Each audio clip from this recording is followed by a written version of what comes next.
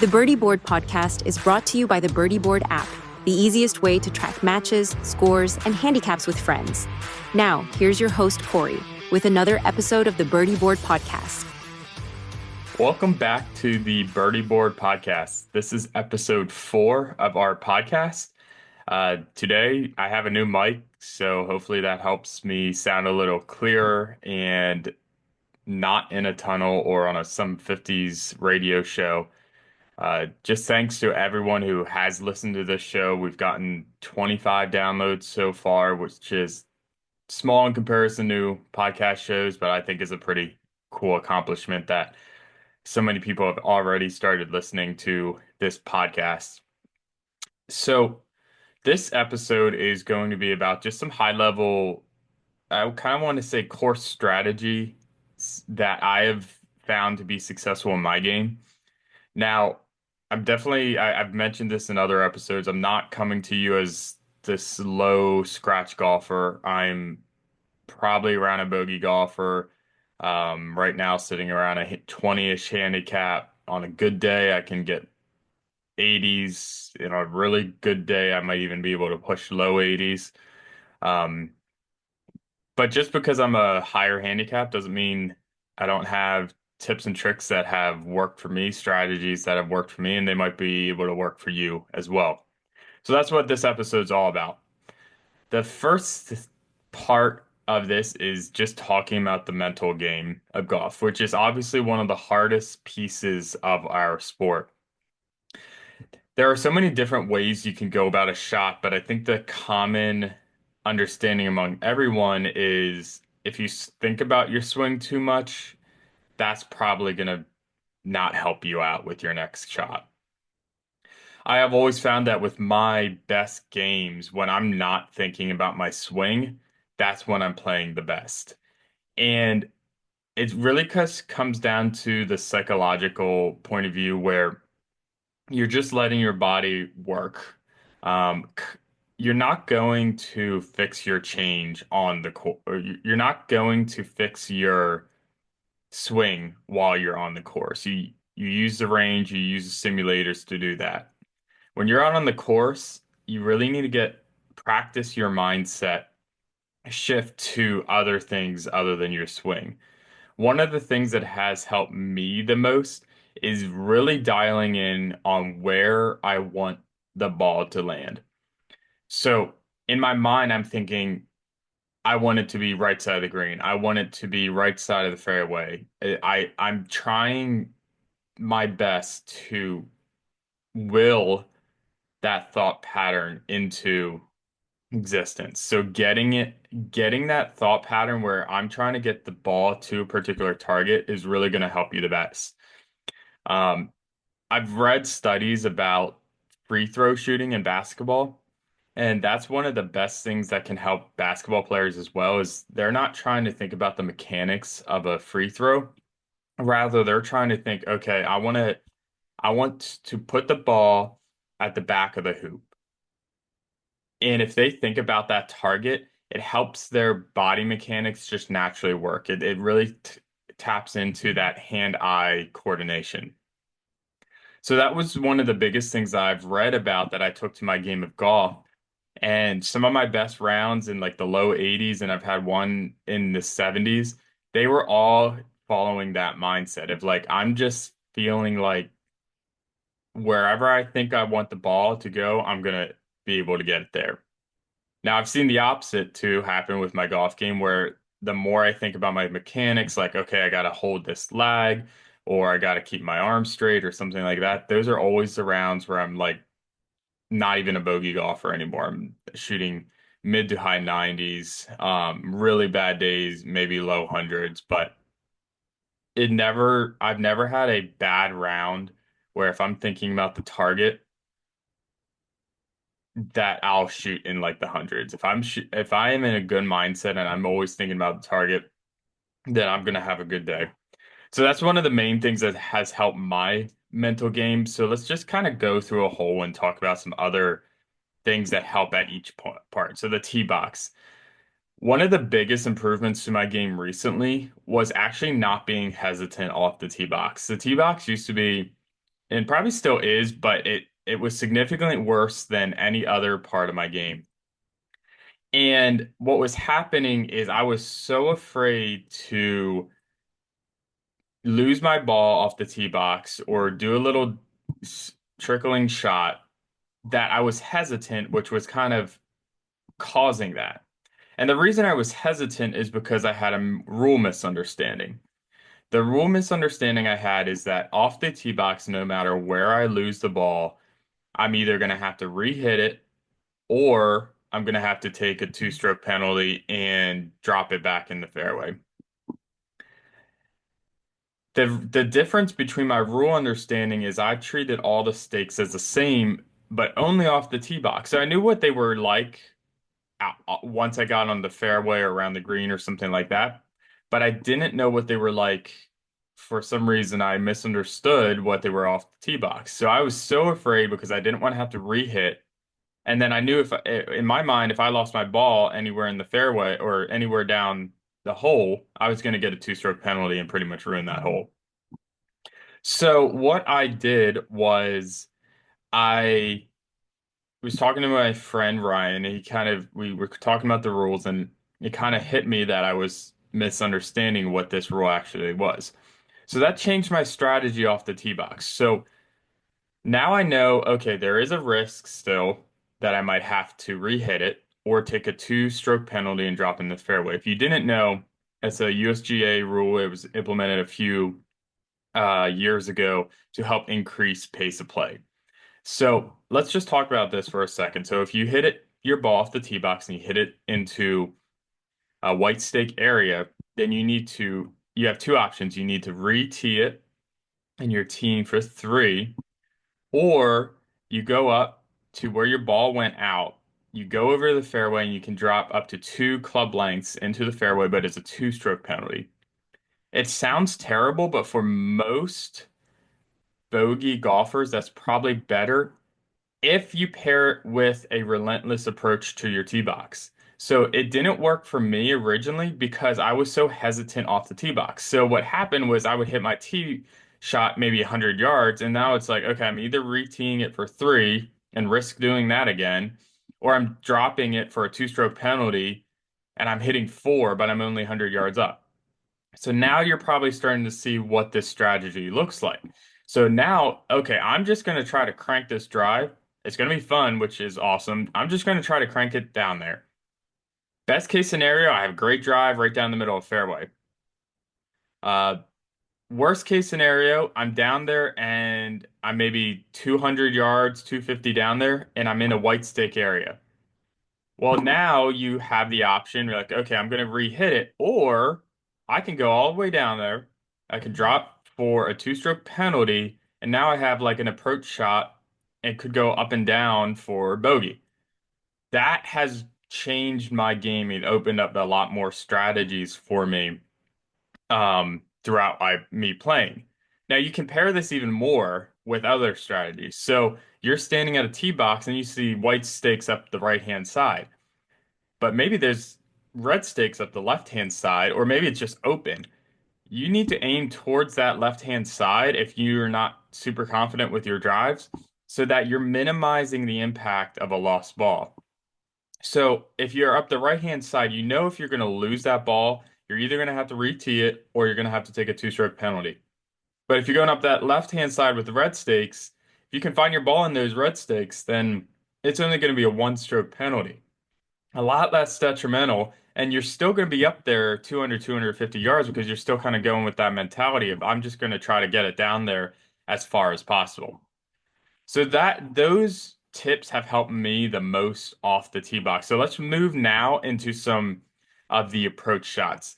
There was a really interesting statistic that I learned about. I think it was from like Golf Digest or something like that. Someone did a study about how your distribution of shots changes as you get close to the hole. And what the study found was the farther away from the hole, the wider your distribution of shots are. The closer you get to the hole, the skinnier it is. So it kind of changes from a odd long width to an odd long height in misses. And you need to understand that about your own golf game and just in general in golf statistics in general, because it helps you plan your shots better. So if you're off the tee box, you might have what this study is saying is your error rate is going to be the width. So it's not going to be as long. It's like you're probably going to be consistent probably between, let's say, 220, 250. That's not a huge range when you're thinking of a 250 shot. But your width might be 50 yards or 75 yards of error, depending on how good of a golfer you are. So understanding that, like, okay, off the tee box, I need to be more worried about the left to right of my shot rather than how long my shot goes. I think a lot of people get hung up on like, oh, we have a hazard at 260 and your drives are usually 245, 250. It's like, okay, but chances are you're not going to get to that. And you should be more worried about that tree on the right and the openness on the left, and you better aim to the left. But it changes as you get closer to the green. So once you get to your approach shots, it's more neutral. Once you get even closer to maybe pulling out some of your wedges, like that 50-yard shot or 100-yard shot, your error rate's going to get longer. So when you're looking at like your green, you should be a little bit more concerned about, okay, what's the error if I go too long? What's the error if I go too short? Left and right might be a factor if it's a tight green, but what the statistics are saying is it's not going to be as much of a factor as what the length is. So when you're approaching a green, your goal is one, to try to get on the green so you can have a chance at putting, but two, if you're not going to get on the green, at least give yourself a nice chip. And that's where you want to strategize. So if you're looking at a green and you're saying, okay, most greens have not most. A lot of greens will have fairway leading up to them and then rough on the backhand side. So if the pin is right in the middle and you're saying, okay, Corey, I buy into this length statistics that you're sharing, what that probably means is you want to play a little shorter of the pin because then if you're too short, then you have a nice chip from the fairway.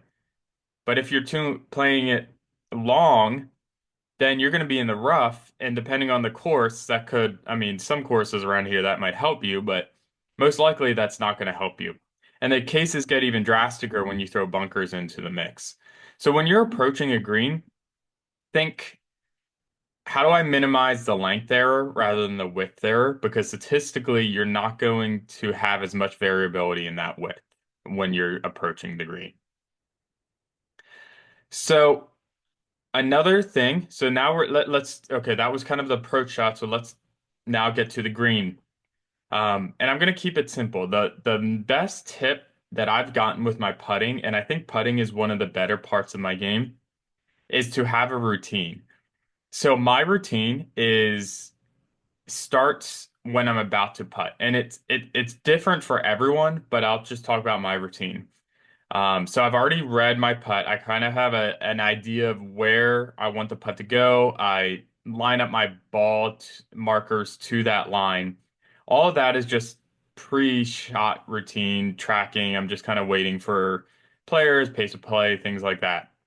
When it's my turn to putt, that's when my routine starts. I stand behind the ball. I look at my line and I try to imagine the ball on that line. I go up to my ball. I'm looking at the hole and I take three practice swings. It's always three. Nowadays, if I take two or four or any different number, I will miss the putt. I feel so unnatural when I don't go through this routine. I step up to the ball. I look at the hole one more time and then I take my putt. I think what this does for me is kind of goes back to what I talked about in the beginning is that mental aspect. So it's helping me think about the target rather than my putting mechanics. I'm not trying to think, oh, I need to take my putt back 8 inches and go through at this pace. I'm just thinking, okay, the last thing I see right before I take my putt is the hole. I look at the hole, I look down and putt, and I try to do that pretty quickly so that I don't even give myself a chance to start thinking about my mechanics. Um, the I guess if there's one tip I have practiced mechanically would be to swing through the ball. And what I mean by that isn't like a strength thing or pushing it or anything like that. What it does is I move my, and the mental picture that I have is I move my putt through the ball on the line toward the line I want to go. A lot of times on the greens I play at, they're not too treacherous. So it's usually just like, okay, I'm trying to get the face of the club to the hole. And I think what that does for me is it just helps me stay consistent with the face through the putt. And it just keeps my ball on line. So those are the main things that I've had that have helped my putting.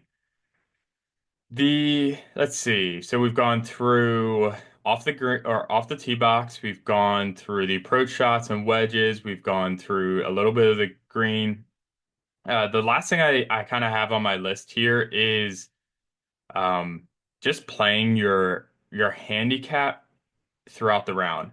So some of the rounds that I've had is, and you can use Birdie Board for this, but you can also do some calculations on your own.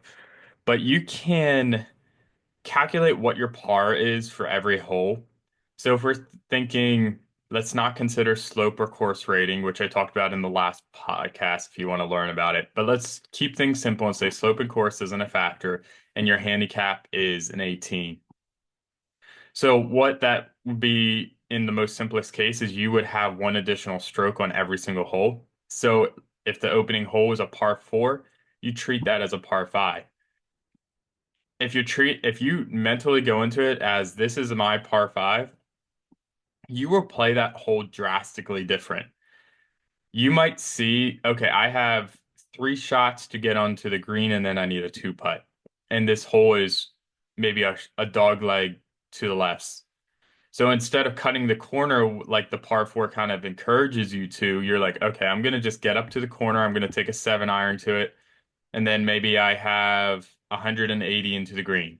But I don't need to get to the green with that shot because this is a par five. I have two more shots to play with. Okay, I know I love my 80-yard shot in, so I'm gonna play a 100-yard shot so I get an 80 shot yard in, and then I'm very consistent with that club, so most likely I'll be on the green, but if not, I'll have a nice ch I shouldn't be too far off where I'll have a nice chance for a bogey, but it would be your handicap's par. When you play like that, you can really start to get better at your game. It makes it more fun, in my opinion. Now, I don't do that every single game I play or anything like that. I do a lot of different matches with like Birdie Board, and we've played a lot of Stableford lately, things like that. But if you're just trying to improve your game and practice and kind of have a low stress round, adjusting all the holes to your handicap before you play can really help. And it also helps you really think about the strategy for each hole because you're not just trying to think about how the heck am I going to get a par on this par four, 450 yards. But for you, it's not a par four, it's a par five for your handicap. So it opens up a lot more opportunities. So those are all the tips and strategies that I've been using in my game lately. I think they've really helped me. Um, I got into the 70s for the first time ever this year. I shot a 79 one time. I shot at 80s the last 80 exactly once the last two seasons. So I finally got into the 70s. And I think these tips are really a big reason why I was finally able to break that barrier. And I'm definitely shooting in the 80s more than I ever have because of these tips as well. So hopefully they'll help you. Like I said in the beginning, I'm not coming to you as like a scratch golfer. I'm just trying to share some things that have helped me. Um, and I hope they help you too. So I want to close this podcast with just some app updates and some updates about Birdie Board. So in the App Store right now is version 140. I added a few changes to the app. So when you log into the app, the first thing you'll see now at the top of the page is just some of our latest stay connected things. So you'll see the latest podcast link there, the latest blog post, and then some of the social media posts. I guess it's a good time. I do have Birdie Board set up now on all the social media platforms. I'm going to show tons of clips from these podcasts. If you've missed any, you can catch up on there. I'm going to share app updates. I'm going to share when new blog posts have been released. I'll retweet or repost things from other accounts that I think are cool for golf. So if you just want golf related things, I'm really just trying to build like I like to call it like a Birdie Board community. I think it'd be a great place for you all to join and just enjoy golf together. So 140, it includes that get connected section at the top. Another thing is if you have match credits or if you're subscribed to Birdie Board, you can now open up the menu and see that. So you'll see how many match credits you have, or if you're subscribed. Previously, you could only see that at the point of creating a match and then about to start it. That's still there, but I just put it in a more obvious place as well that you guys can see it. Version 141 is on the way. It's in review in the app stores right now. The biggest change in this upcoming version is on the score matches. If you go to a round, you'll see like the round hole by hole. That used to be horizontal, and after some feedback and using it myself and stuff, that wasn't the best usability because Birdie Board's always in a vertical view. So when you're past like hole 8 or 9, it's really hard to start tracking, what rows who and all of that. So changing it to vertical was really nice because now you can see all 18 holes on one screen, unless if you're a little bit zoomed. And even if you zoomed, I tested it out, you can still see most of the holes. So it makes the usability extremely better. The difference with the old version is you used to be able to expand the rows and kind of see more details about how each hole played out. And that capability is still in there. Just instead, you tap on the row and a little sheet will slide up from the bottom that will show you those details. So that's in the App Store. I expect it probably to be released today. And then what's coming up in the future is I'm just working to make the create match a little bit more seamless. Right now, if you add 2 rounds to your match and you wanted to change it to Stableford, you would actually have to delete one of the rounds, change the first round to Stableford, and then re-add the round back, and then add that as Stableford too. Obviously, that's even confusing, even for someone who has a little bit more of a technical background like me. So I'm simplifying that. I'm hoping to have that done sometime in the next week or so. And that's about the app updates. Birdie Board community, like I said, we're on social media now, so would love for you guys to follow us and just kind of keep track of everything. Whatever platform you're on, I think I'm on just about everything now. So whatever your favorite platform is, you can go ahead and just follow Birdie Board on it. If you search Birdie Board, you should be able to find it. It's the same logo and everything. And that's it for this podcast. I appreciate everyone listening and looking forward to talking to you guys next time. Thanks for tuning into the Birdie Board podcast. If you enjoyed it, subscribe and share it with a friend who loves golf as much as you do. And before your next round, grab the Birdie Board app, free on the Apple App Store and Google Play Store, and let it handle the scoring while you enjoy the game.